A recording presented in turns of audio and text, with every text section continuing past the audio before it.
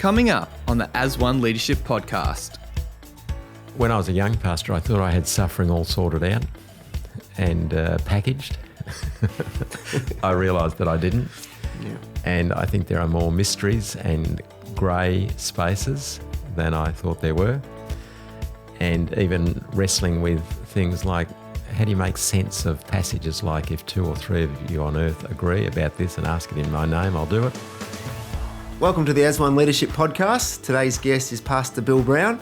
Welcome to the show, Bill, and thanks for being our guest. Oh, it's a privilege to be here, Luke. Yeah, it's great to have you. I've watched you from afar for many years. I think the first time I came across you was in inter-church football games. Did we win? Well, I think you always won. So you were like the mega power, and I was from Syndal Baptist Church, so I remember getting a beating a number of times. Okay. So they were pretty serious, those games, though. They were a lot of fun. Yeah, a few broken ribs here and there, but Yeah. it was good fun. A few ring-ins at different times. Yeah. Probably at Syndal. I don't think any of it. We're off to a controversial start. So you've recently finished up as the senior pastor at Syndal Baptist, where you're in that role for 33 years. And so it must be a very different season for you. It certainly is. I'm enjoying a new rhythm, but I am missing some things. So there was a bit of a grief journey on the way, but I think it was the right time and looking forward to the new adventures. Yeah, excellent.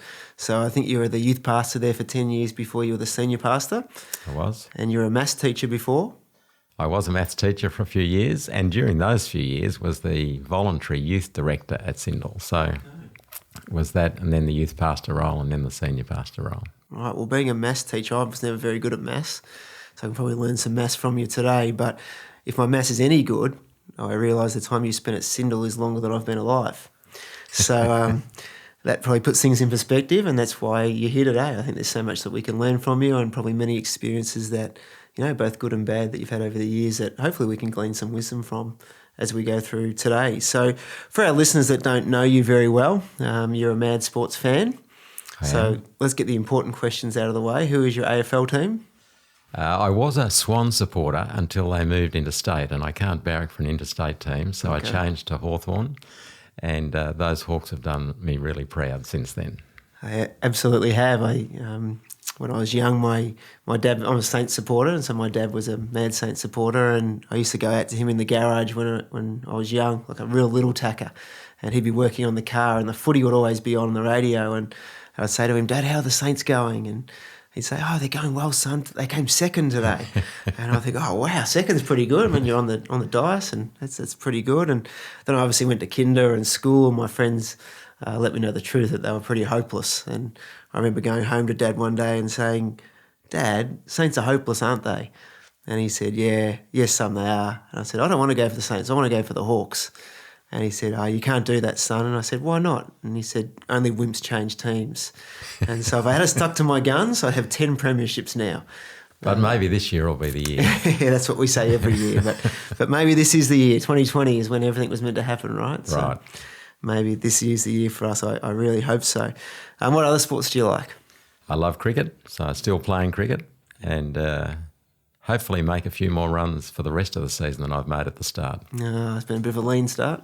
Well, I've only played 2 games, but I haven't made enough yet. Okay. So looking forward to a better season. So when you say you haven't made enough, can you divulge how many you've made? 16 in 2 innings. Okay. So you're averaging 8 so far. That's it. Well, there's only one way to go, really, isn't That's there? right. Yeah. So you're a batsman. I normally bat in the top 5 or 6. Okay. Terrific. I always batted in the top 12, so we have that in common. Very good. So now that you've finished up at Syndal Baptist, you're still involved there 1 day a week, and you're also employed 3 days a week at the Baptist Union of Victoria. That's right. Would you like to tell us a little bit about those roles? Sure. So at Syndal, they've called me the Pastor Emeritus. Now, I'm not sure what that means, but I think it's kind of them. And so a day a week, I'm helping with some pastoral work, got some preaching, and anything else that might be helpful around the place, investing in leaders, things like that. At the Baptist Union, 2 days a week, I'm working with emerging leaders, trying to help develop pathways that might be supportive of local churches in what they're seeking to do in developing leaders.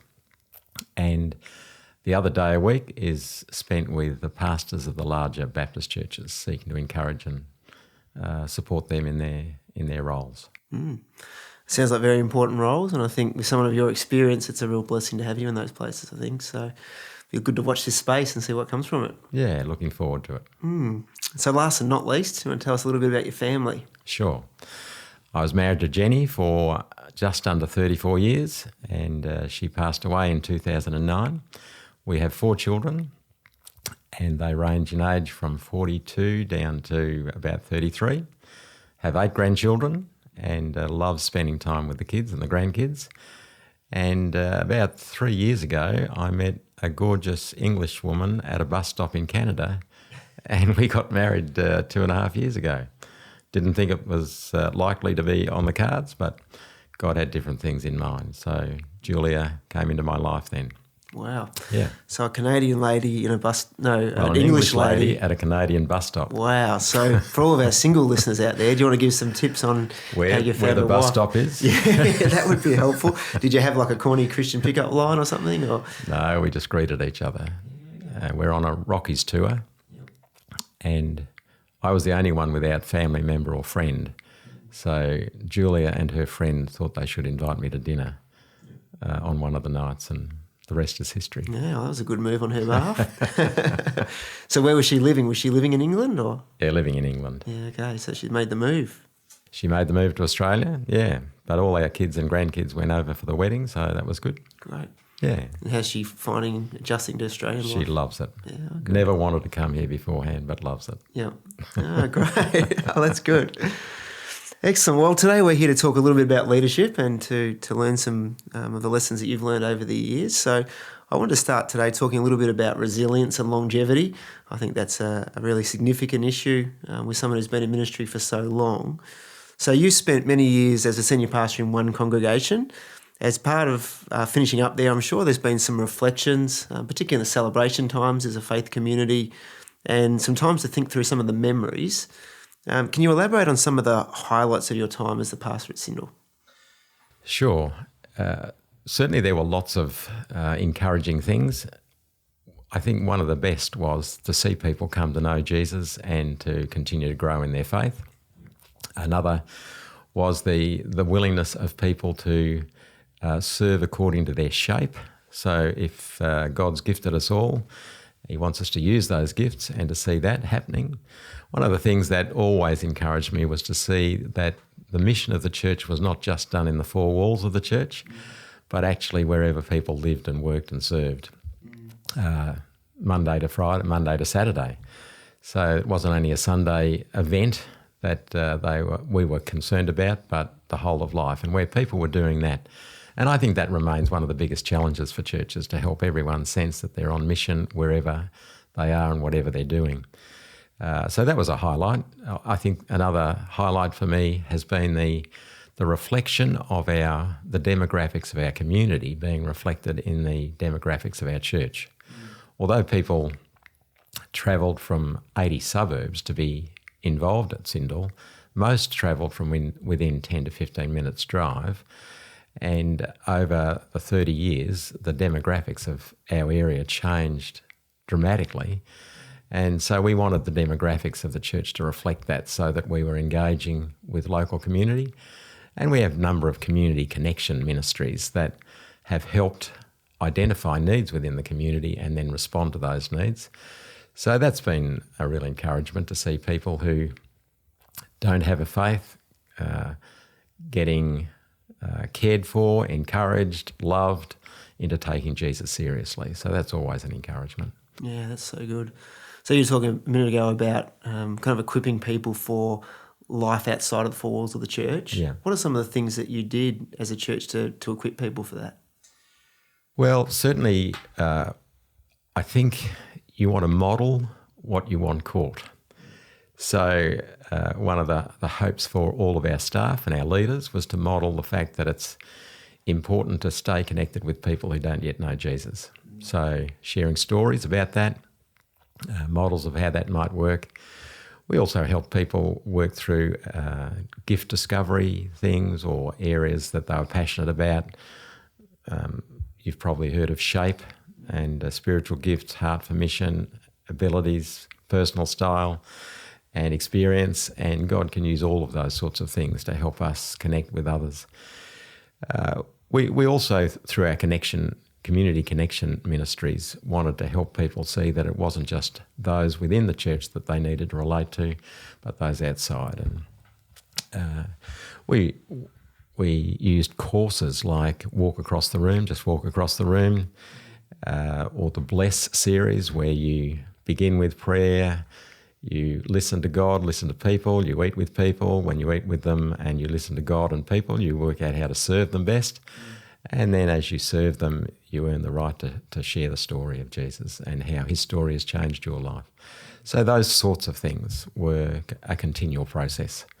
But there's still lots of room for people to keep growing in that. Yeah, no, I think it's really powerful, though, and I think that is one of the challenges is, people spend an hour, a couple of hours a week in church, and it's easy to get in that little Christian bubble where you just spend time with Christian people and it becomes a bit of an echo chamber, and trying to encourage and equip people to step outside of that is, I think, one of the big challenges of church and something that we've got to continue to get better at. So, in our most recent building development, we decided not to call it a church, but the life centre of the Syndal Baptist Church, where people come to experience life, to seek life, to be equipped for life.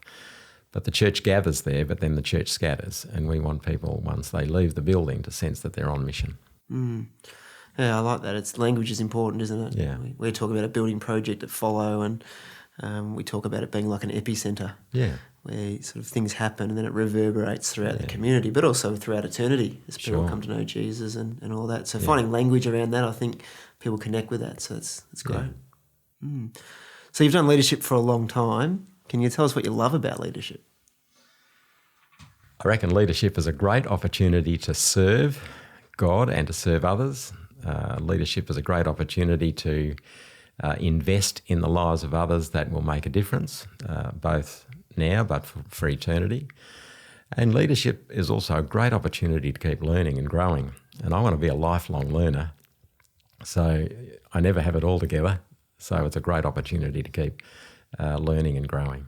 Yeah, it's inspiring, isn't it? I've got my grandfather's still alive, he's in his 90s, but every time I go to see him, he just wants to talk about Scripture and he wants to talk about what God's speaking to him about, and it's inspiring to think, at that age, still so passionate for Jesus. And that lifelong thing is a really important thing, I think. I think a lot of people are sort of working towards retirement, and that's kind of like the big thing they're aiming for, but I think even after retirement, you've got to keep learning as a person and particularly as a leader. So that's really good. So who's inspired you? Who or what has inspired and motivated you in your leadership over the years? I grew up in a family where faith was related to every aspect of life. So that was inspiring. And Mum and Dad certainly modelled out what it was to extend the welcome of God to others. And our home was an open home that welcomed others. So I was really inspired by that. But there have been numerous mentors, youth leaders, evangelists. You talk about someone continuing to learn. Jeff Blackburn was the senior pastor at Syndal when I started as the youth pastor.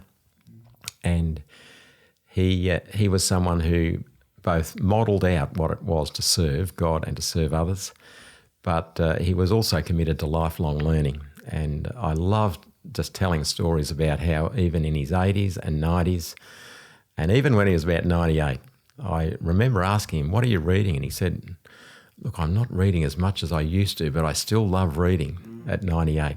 And so people like that have inspired me. I remember a guy called Graham Smith, who was an evangelist, and my brothers and I would go with him on mission, and just to see the way he pleaded with God for the lives of people was inspiring. So those sorts of people, but I could list off heaps of them. But it's those who've also sponsored me into ministry opportunities and mission initiatives. They saw perhaps something in me that I wasn't sure. I remember a youth leader saying to my mum when I was about 14 or 15, after he had trained us to share the good news of Jesus in an evangelistic message, he said to my mum, "I think Bill ought to be a pastor." So people who gave me the opportunity, sponsored me into opportunities and walked alongside me, briefing and debriefing on the journey, helping me reshape things. Heaps of them over the journey. Yeah, that idea of people that have shaped you, I think most of us in leadership can think of people that were significant, and I think it's really important, even in the church today, to be thinking about mentoring and modelling. And Paul said, imitate me as I imitate Christ. Yeah. And to try and find those people is not always easy, and also to encourage our church people to be those people is not always easy. Did you have anything at Syndal that was formal in terms of mentoring or encouraging people down that path? At various times we promoted the idea of mentoring or coaching, encouraged certainly all of our leaders to have a mentor or coach or a number of them. I don't know that I subscribe to having just one mentor. I think there are mentors for different occasions and different opportunities. And so we certainly encourage that. We've had internship programs, and certainly part of our staff development was regularly inputting into the lives of our staff in ways that tried to help them embrace new initiatives, do some learning together, some peer mentoring, that sort of thing. And it's encouraging to see where numbers of people who've been part of our staff team are now serving in leadership roles throughout the Baptist denomination, but broader still. But it's also been encouraging to see numbers of our young people who've been school captains because of not only, but certainly a contributing factor was the opportunity they had from early teen years to be part of leadership teams, and where they had, if you like, opportunities to explore what they were good at, as well as people who would encourage them on that journey. Yeah, it's interesting when you watch things like Australian Idol or some of those talent quests, how many of the really good people, really amazing emerging talent has come from people who are in churches. Yeah. Because they have that opportunity to be up in front of people on a Yeah. weekly basis, worshipping or leading or whatever. So I think the church has a real opportunity there to influence culture and influence leadership. Yeah. When it's done well. Certainly one of our commitments at Syndal has been to develop leaders, outstanding leaders, both for church and community, because most of the people won't be leaders within the church, but they might be leaders in education or health or welfare or business, whatever. Yeah.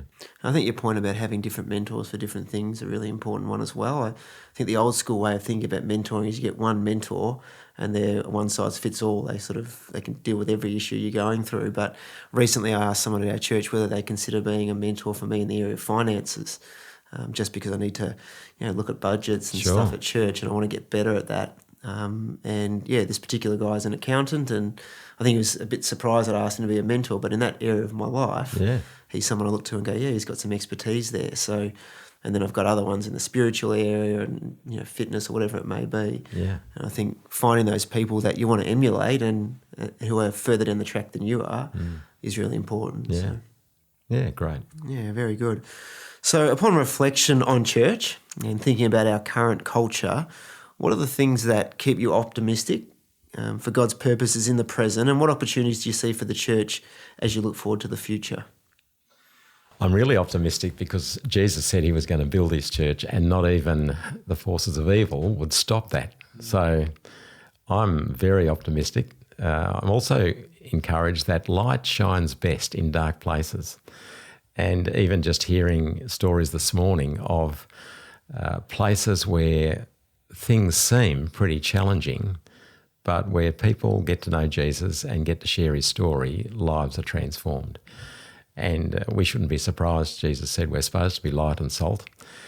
And I think in Australia, there's a spiritual hunger that's often expressed in ways outside of church, but as well as people seeking to find out who it is that they can relate to that's beyond themselves, because they need resources beyond themselves. So I think, as it's always been true, where word and deed are tied together in a really beautiful way, people are loved into taking Jesus seriously. So it's all built around relationships too, and it's important for us to continue to build relationships with people who don't yet know Jesus. And I guess one of the things that for me has been a real challenge in lots of areas of church life has been the challenge of Jesus to say, I only do what I see the Father doing. So it's staying close enough to Jesus to see where he's at work and get involved with him in those areas. So I'm really optimistic about the future. Yeah, so I mean, in terms of what you're just saying, connecting with people who don't know Jesus, I guess you use things like sport and stuff as well as a vehicle to do that. Certainly one of the reasons I continue to play competitive sport is that every week that enables me to connect with people who don't know Jesus. Certainly our mission statement as a family has been extending the welcome of God to everyone we meet. And I don't think that I live at my address just because it's my address. I think I live there because there's a whole bunch of people in our street who don't yet know Jesus.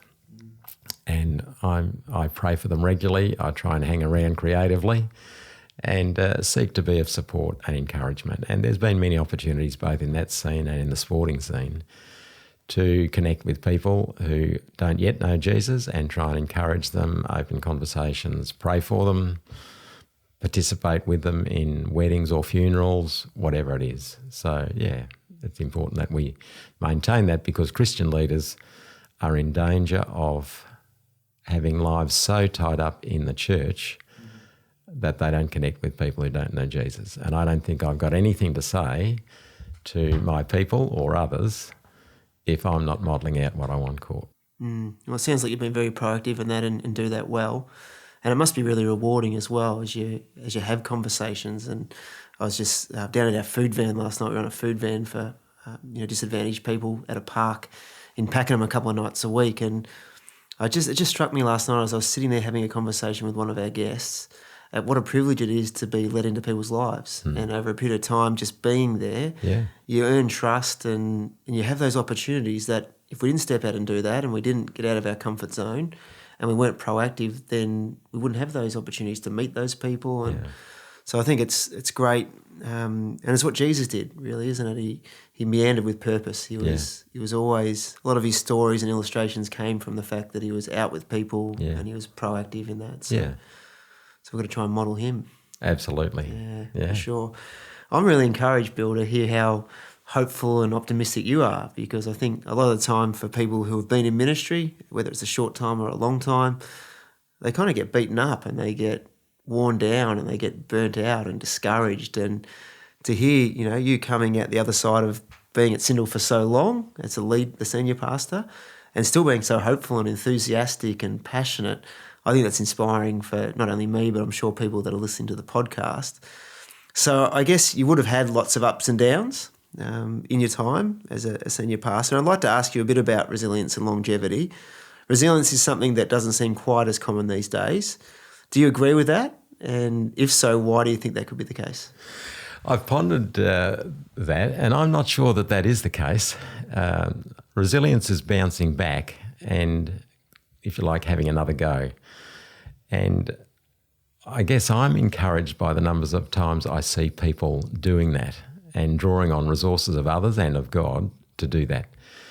So in terms of my own life, I try and have an approach that says problems are opportunities to learn, to grow, to reflect, opportunities to make some changes if need be. And but I agree. I mean, you only have to look at Paul's statement about the fact how many times he was flogged and left for dead and run out of town and things like that. So I'm not sure whether it's greater or lesser these days, but I think resilience is a key ingredient in growing and being sustained over the long haul. At Follow on the weekend, we did a mental health panel and we had some guests on the panel talking about mental health, and they were making the comment about resilience and how it seems like there is a bit of an increase in a lack of resilience, particularly amongst younger people. And someone made the comment about overseas in some of these war-torn areas and places that are very difficult, they're not having the same conversation and they seem to be able to cope with things at a greater level. And I was wondering whether there is a connection between the comfort that we have in Australia. And I worked as a little while ago for a while as a chaplain in a secondary college, and I was really surprised at how many kids were having struggles with resilience, and some of them had really significant issues in family and life, but others seem to be shaken by just smaller things. And I think maybe it's just greater awareness, but when I was at high school, we didn't talk about that much, and it didn't seem to be as much of an issue. But yeah, it's interesting to see. Well, certainly back when you were in school, and probably more so when I was in school, it was toughen up and keep going. Yeah. But I think there's some real health in being willing to identify and talk about and be vulnerable about what's going on in life. But certainly the need to crucible experiences tend to help us grow the most, and maybe we don't in Australia have enough crucible experiences to build that resilience, like you say. Yeah, so we want to avoid that, pain or struggle or waiting, all those sorts of things. And I think one of my favourite verses is in Romans, and it talks about rejoicing in your sufferings, which doesn't make sense naturally speaking. No. But it says, but suffering produce perseverance and character. And hope. Yeah. And hope doesn't disappoint. And I think we can probably all reflect on life and think through those difficult times that we certainly didn't enjoy when they were happening, but as we look back, we see what God shaped in us, and perhaps there's things in our lives that wouldn't be there if we had have avoided those situations. Sure. So it's resilience, I guess, is one of those buzzwords, and it's good to sort of reflect on it a little bit. So what are some of the things that you were able to do to serve in ministry with such longevity, to keep going? Yeah. One of my commitments every day is to keep building my picture of God. I reckon that most challenges in our lives come from an inadequate theology where God wants to be the robust, strong person in our lives, but too often we don't have that growing understanding that he can do that. We were never meant to live life alone, but there's nothing that we face that with his help, resourcing, we can't cope with. So one of my commitments was to build my picture of God, every day to enrol in the school of Jesus. He says, come walk with me, work with me, watch how I do it. Not to take up that invitation is to sell ourselves short, I think. So, and another, to keep it Trinitarian, to invite the Spirit to fill me every day. Let him have the run of the house.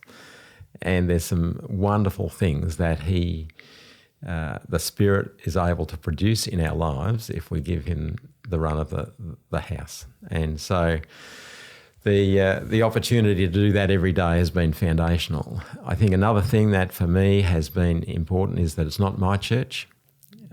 It's Jesus' church. He's going to build it. I get to play a part in it, and he invites me into his mission. So just like he did, I reckon the secret of his life was to, at the start of a day, and talks about long before dawn, he would spend time with his father checking out what was on the agenda, where the father was at work, and committed to be involved in that. So it's been one of my commitments that I seek every day to prioritise time with God alone early in the day. And certainly that's been a help. I think maintaining my wellness tank physically, emotionally, relationally, spiritually has been a really important thing. And it is true that I'm a pretty disciplined person, so my commitment to do that has been another thing. Building a team. We're not supposed to do life alone, and wherever we see Jesus or we see Paul or Barnabas, they're always looking for teammates. And to do life together with others has been an important part of the journey. Prioritising relationships that are most significant has also been an important part. So spouse and family has been a really important part of staying over the long haul. Those sorts of things, you may have heard me talk before about the big rocks that are part of my life that need to be in there. There's lots that can fill a person's life, but if you don't have those big essential aspects in your life, in your diary, then life can easily get out of whack. But there's some of the things that have been helpful. Yeah, so you mentioned a moment ago your wellness tank. Yeah. I'd love to dig into that a little bit deeper. And what are some of the things you do to regularly replenish that? Well, certainly the daily devotion is important. Daily devotion is then followed by exercise. So that's a commitment every day. I love the fact that exercise releases endorphins that help you see life and deal with challenges in a way that wouldn't be the case if you didn't have those. And it's often as I'm running that I have time to think, ponder, pray. There's laughter, there's tears, but it's a very helpful thing to stay fit, relatively fit, to eat well, to get enough sleep. They're all part of that filling the wellness tank. Committed time with now Julia and our family, with friends, those who breathe life into you rather than drain life. So all of those things. Being a lifelong learner, so that living a reflective life that says, how can I learn from this, also feeds into my wellness tank. Laughing a lot. It takes less energy to smile than it does to frown. So being able to smile and laugh has been really helpful as well. So there's some of the things. Yeah, well, I think from what I've seen of you over the years, Bill, you do the smiling part really well. You always look like the happy pastor, like got this big, thriving, growing church, and you never look stressed. You always look happy and calm and in control and all those things. So I think, at least from external perceptions, you're doing that really well, and I'm sure that's true of your life as well. I've been thinking a little bit lately about things like Sabbath and rest and solitude and quiet times and those sorts of things. How important has that sort of stuff been in your life, and what does it look like for you to do those things? When I was first appointed as an associate or a youth pastor, in my contract was Bill is to have at least one day and 2 nights per week to enrich personal and family time. And that wasn't enough. And there have been occasions where, particularly early in my marriage with Jenny, the question would be asked, how come I get the dregs of time? And there'd be times, I remember, when my daughter said to me once, Dad, you're no fun anymore. And the most asked question in our household was, Dad, are you going to be home tonight? And they were bits of wake-up calls for me that I needed to address. And so certainly we seek to make sure that we have a Sabbath, usually on a Thursday, and that there are nights in a week where we prioritise spouse or family, or we have a date night, those sorts of things. They've been important, and one of the things that can easily get eroded. So I need to keep learning that. It's true that I have lots of energy and I can go for long hours in a day, but if I don't prioritise Sabbath moments and Sabbath, I sell myself short and others short who are part of my responsibility. No, I can delegate lots of things, but there are some things that I must not delegate.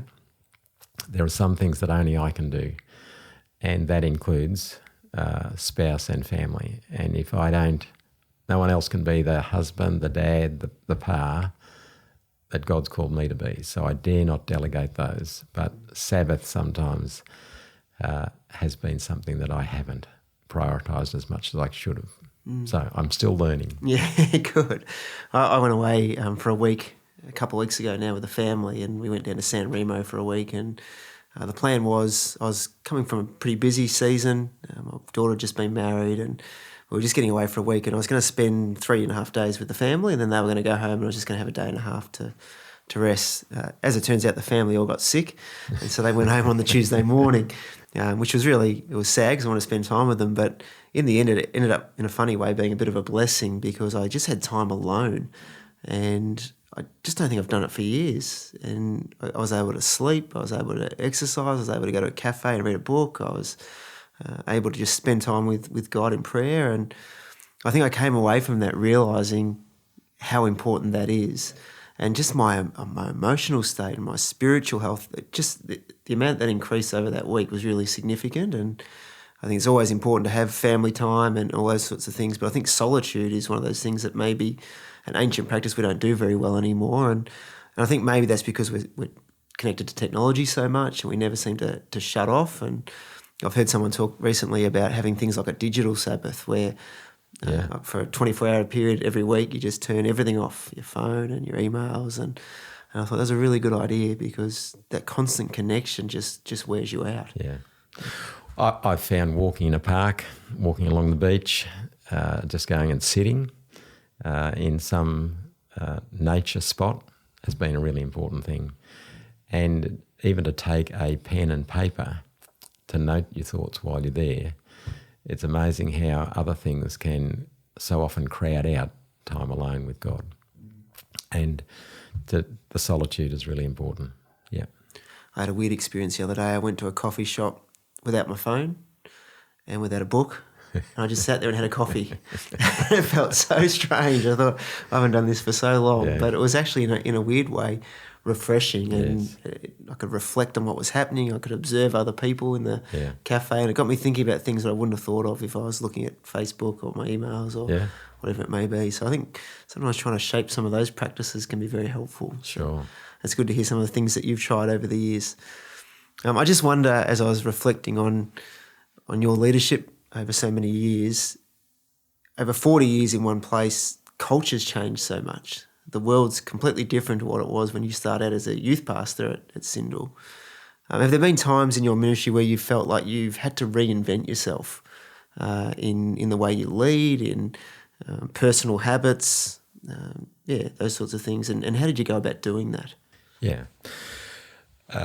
Certainly one of the commitments I've had over the years is to try and stay fresh physically, emotionally, relationally, spiritually, but fresh in terms of leadership. Am I getting in a rut? So inviting feedback has been an important part of that. Building a team that has people who are not like me and who are of a different age than me. So to have people who are on our team who are not only different age and gender, but are willing also to give you feedback. And one of the things that I love to invite is feedback because I want to keep growing. And it's been true that there have been younger generation who've been very willing to give me feedback about a whole range of issues, and that's been good. I try to go to at least one conference a year. That'll stretch me in terms of my understanding of life, leadership, what's happening in our world. I try to stay abreast of current issues so that when I speak, there are things that people can relate to that they are facing every day rather than simply me being in an ivory tower. So those sorts of things have been helpful. And reading things that you might not necessarily agree with, but at least it provides some opportunity to interact either with the book or with others about them. And doing that in a group has also been helpful, so that it's not just an isolated thing, but something that you do with others. Yeah, so that group conversation shapes the way we think and all that. And I really like the idea of reading things that you don't necessarily agree with. And I think sometimes we avoid that. Go, I don't like that author, or I don't like what they say or whatever. But some of those experiences can really shape you and challenge your thinking, and if nothing else, reinforce why you believe what you believe. Sure. So, that's a really good tip for people, I think. So I just wonder about temptations. Yeah. One thing about leadership that can be very dangerous is a sense of power, and with power comes temptation. And unfortunately, I think within that reality, we've seen many people fall morally and emotionally and even spiritually in positions of leadership, and you've kind of lasted the test of time and you're still going strong, and that's a wonderful thing. And it's a real tragedy when people do fall, and we all know respected Christian leaders, even in recent times, that have fallen off the perch due to moral failings. What are some of the temptations you've faced over the years in your leadership? Let me preface that by saying I'm so encouraged by the fact that Jesus faced every temptation like we face, which that boggles my mind sometimes when I think about some of the things that I've faced, but to know that he faced them as well has been really encouraging. So I think one of the areas has certainly been in the arena of family. To neglect family to do the more important role of ministry has been a temptation, and I've certainly failed in that from time to time, but sought to be committed to growing in that all of the time. I think another area is to self-promote. This whole area of power, we start to believe our own press, and if people praise us, that's an area of constant challenge, not to allow that to lead to pride. I mean, Foster wrote the book about money, sex and power, beautiful in God's hands, but can easily end up with lust and greed and pride. And the fact that God opposes the proud but gives grace to the humble reminds me that's a stupid way to go, to be continually self-promoting and things like that. I think another temptation has been certainly in the area of wanting to do things myself rather than take advice or learn to be more consent in terms of getting consent rather than just going ahead and doing it. And there is a stubborn streak in me, so that's been a temptation to go that route and not take advice and listen and discern together. The whole area of relationships, you can easily get so fulfilled in working on a project together that work might look more attractive than home sometimes. And so to make sure that you are constantly making the grass in your patch so green that every other patch looks brown by comparison, that's been a challenge. Is it a play on words, being Bill Brown? Or Yeah, so, I mean, they're the normal sorts of temptations that have been part of the journey. So I think you alluded to how you've resisted some of those, going back to some of Jesus' words, but have you got any other sort of practical tips on things you've done to resist those? Yep. I think earlier in our conversation, I talked about enrolling afresh in the school of Jesus every day. So in some way, I invite him to be my teacher today, help me to be alert to things that might be unhelpful. You've travelled this pathway before me, so I want to be alert and sensitive and responsive to your prompting, and don't let me go down a track that's unhelpful. Using the fact that I try every day to read and reflect on Scripture has been a really important part. So is there something else coming to play in this situation than my emotions or my tendency? So to check balance that, to take every thought captive, to make it obedient to Christ.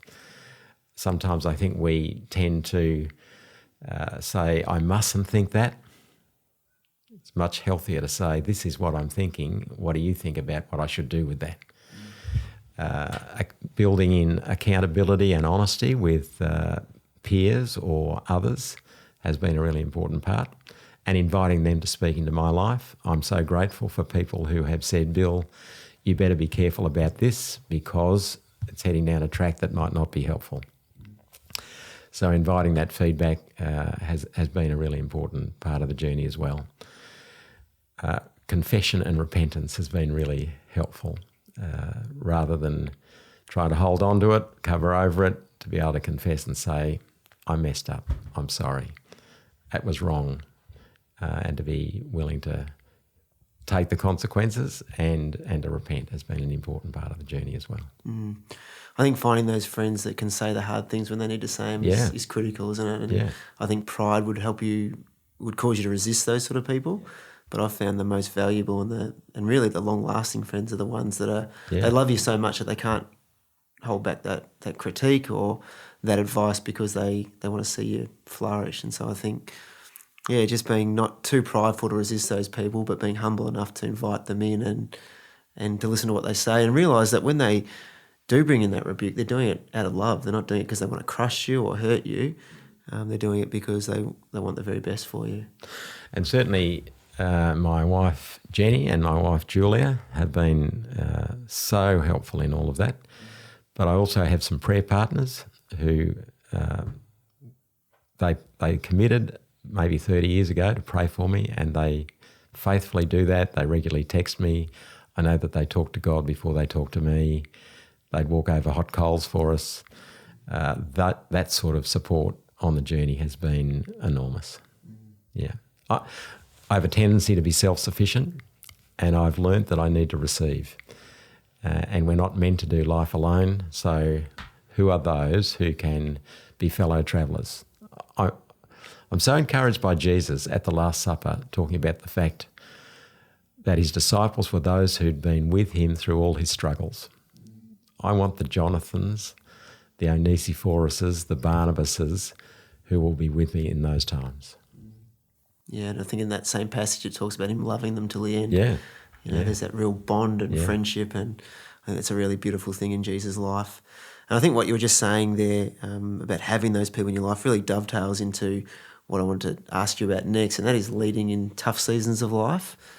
Because in pastoral ministry and in life in general, there's ups and downs and there's surprises that come along the way, and some of them are wonderful and some of them are really difficult. And so I'm sure you've had some tough seasons over your time, and there may have even been times you felt like giving up, times of discouragement or exhaustion. How do you keep going on those days? Because I think a lot of people listen to this podcast, they might be having that day today, or at least thinking, I can think of a time in the last week where I thought, maybe I should just do something else, or maybe this is all too hard. So how did you keep going in those, and how do you still keep going in those tough days? Yeah. Sometimes it's a day at a time and a step at a time. Earlier I talked about building my picture of God. So if I'm not meant to face whatever it is I'm facing on my own, whose resources can I draw on? To ask myself the question, is it my vision and mission, or is it someone else's that I'm partnering with? That's helped me to keep going. Certainly having a team of people around me, both to share the joys and the sorrows, the tears and the laughter, has been important. Certainly one of the encouraging things has been that as a child, I learnt the verse. My mum taught me this verse in a really difficult time, that I can do all things through Christ who strengthens me. And that for me has become a life verse. So there's nothing that I will face today that with his help and his strength I can't cope. And so being reminded constantly of the truths of those scriptural insights has been a very helpful part in helping me stay the course.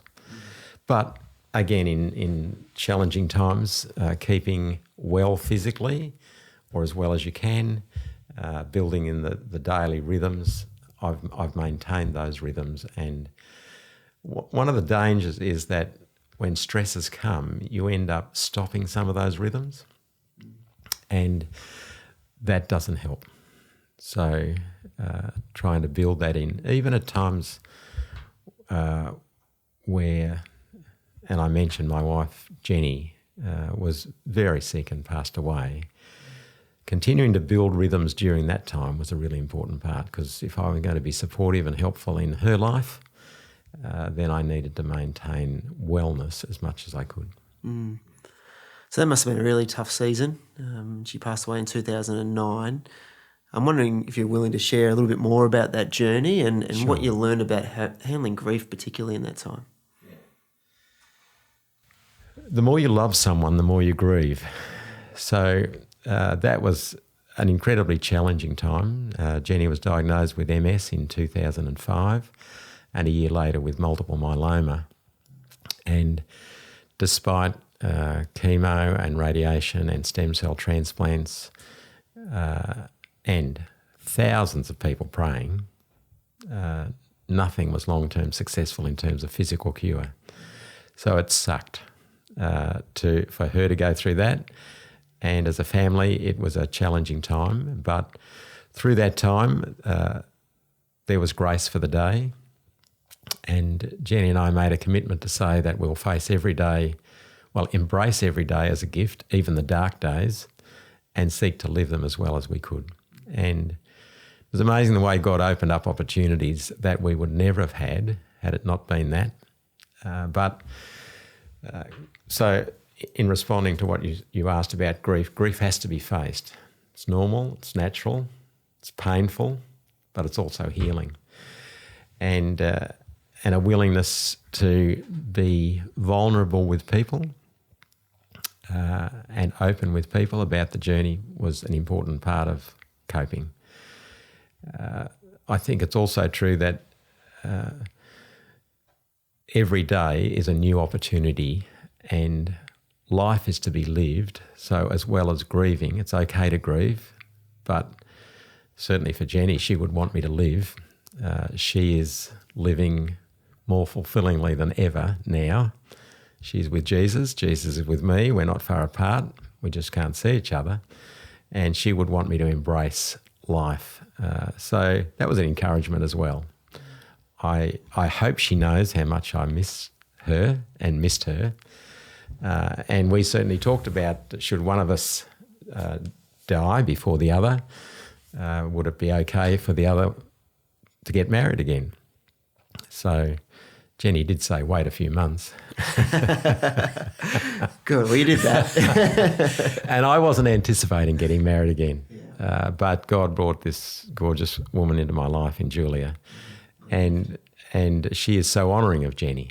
So that's also been helpful in continuing to move on and grow. And certainly grief is something that can be debilitating if it's not faced. If you just push it under the carpet, it comes out in other ways. So I wanted to be open and honest and authentic. So that's been part of the journey. I don't think you could be anything else, Bill. I think you're a pretty authentic kind of a person. So that would be abnormal if you weren't authentic in that time. But how did you deal with it with the church community? Obviously, when she was really sick and lots of people praying, but then also when she passed away, did you take time off? Obviously, you probably did. And how was it getting back up in front of a church and helping them through the grief of it all as well when you're feeling it so deeply? Jenny had been part of Syndal for longer than I had. So she was very much connected in there. And one of the last things that she did, about 7 weeks before she died, they weren't expecting that she might even live that weekend 7 weeks earlier. So she sensed that God wanted her to come and say thank you and farewell to the church. So she got out of hospital and we cared for her at home. But 6 weeks before she died, she came and spoke for 7 minutes on the platform in what people say was much more powerful than any message I'd ever preached. I'm sure you probably agree. Absolutely. And she was so honest about her journey and about the times that weren't where she sensed, where is God in this? She urged people to pray for people in similar situations. She thanked people and then she greeted people at the door in her wheelchair. And I think that was a really important part in helping us share with the church what was going on. Another thing that was helpful was that there are a whole bunch of people that said, we don't want to keep contacting you, how can we pray for you? And so one of our team distributed a prayer update regularly for people not only at Syndal but across the nation and different parts of the world. So that was also helpful. And there were numbers of times when I would be in tears in the pulpit. Wasn't embarrassed about that. One of my kids said he envies the fact that I can speak and cry at the same time. He wishes he could too. But so, yeah, people were incredibly supportive. And basically the church said to me from that time, the last 7 weeks of Jenny's life, you're just on leave, not personal leave, it's not carers leave, it's not annual leave, it's not long service leave, you're just on leave. If you need to or want to come to a meeting or whatever during that time, you're welcome to. But basically take that time to do whatever you need to be with Jenny.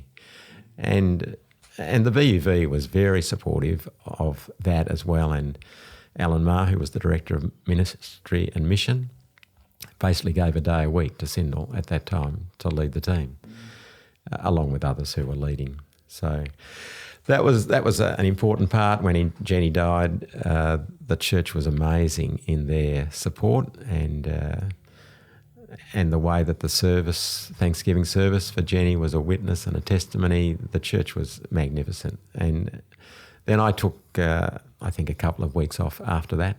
But yeah, and then a day at a time. I hope the church wasn't adversely affected by the whole process, but we journeyed together in a way that I hope was honouring of God and respectful of each person involved.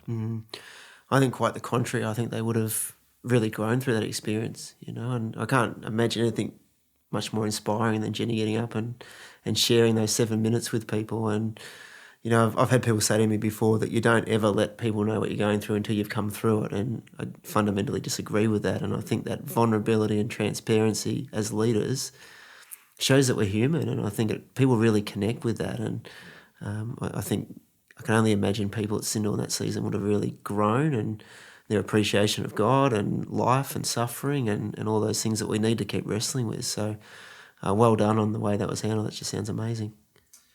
When I was a young pastor, I thought I had suffering all sorted out and packaged.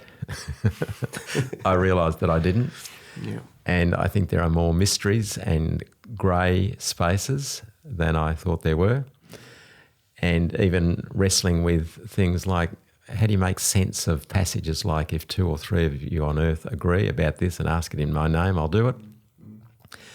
How do you make sense of that? I remember a situation where Jenny had just had a second transplant, stem cell transplant, and they weren't even sure that she would survive. But there were a bunch of people from Syndal who came and walked around the hospital and praying. And you think, well, how does all that make sense? So there's a mystery that we needed to wrestle with.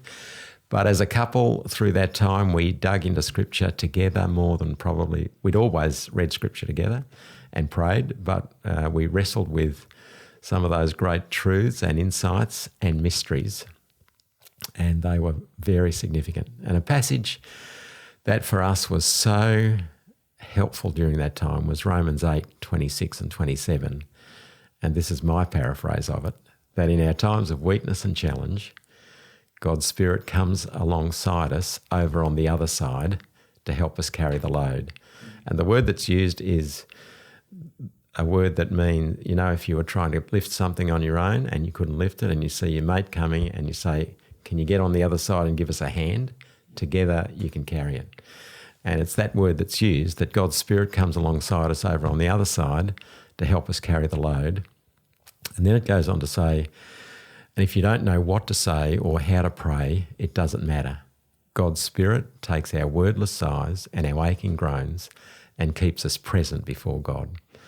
And for us, that was an amazing encouragement. And there were many times when we sighed, like, I have no idea what to do here, or groaned. And the encouragement was that God's Spirit was taking those and shaping them into prayers, which was really helpful. Yeah. Did you doubt God's love in that season at all? No, I don't think we doubted God's love, but there were certainly times where Jenny particularly cried out like the psalmist. Why is this happening? Or how can we make sense of this when this seems to be what you're promising on one hand and this is what I'm experiencing on the other hand?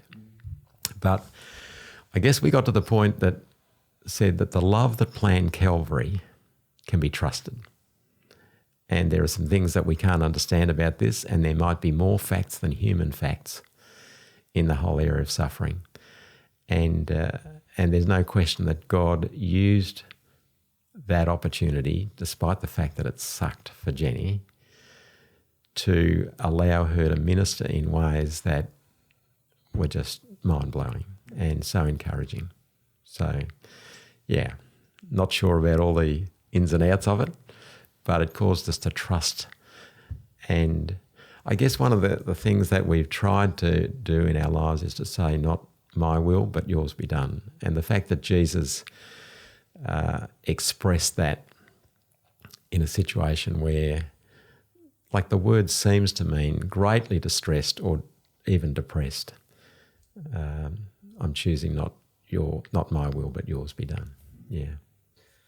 I don't think I can express how grateful I am for you to share so vulnerably about that, and I just think that'll be so helpful for people that are listening. And it's easy as a Christian leader to talk about, theological principles and suffering and all that, but to hear such a personal experience, I think, is really inspiring and encouraging, and yeah, just to hear what you've learned through it all is really amazing. So how do you move forward after such a significant loss? Obviously, there is a period of grief, and I imagine that grief never really ends. There's always a sense of grief. How do you actually move forward in what you're doing? And obviously you've been remarried now, and so that's a big step as well. What are some of the key things moving forward? I think similar to what we did prior to that experience. So daily rhythms, sacred rhythms, disciplines that help you face each day helpfully, appropriately, a step at a time.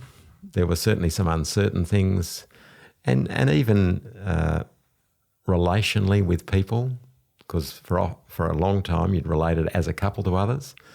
Now learning to relate as a single person again, with a whole range of people, and I could tell you some funny stories. We don't have time to go into that, but learning some of the wise things to do and some of the things that weren't wise. So it was a continual learning process. And inviting others into your life as well, because the danger is that you can become a bit isolated then. You can become a workaholic. So, yeah, I played hard as well as working hard. Yeah. Well, thank you for that.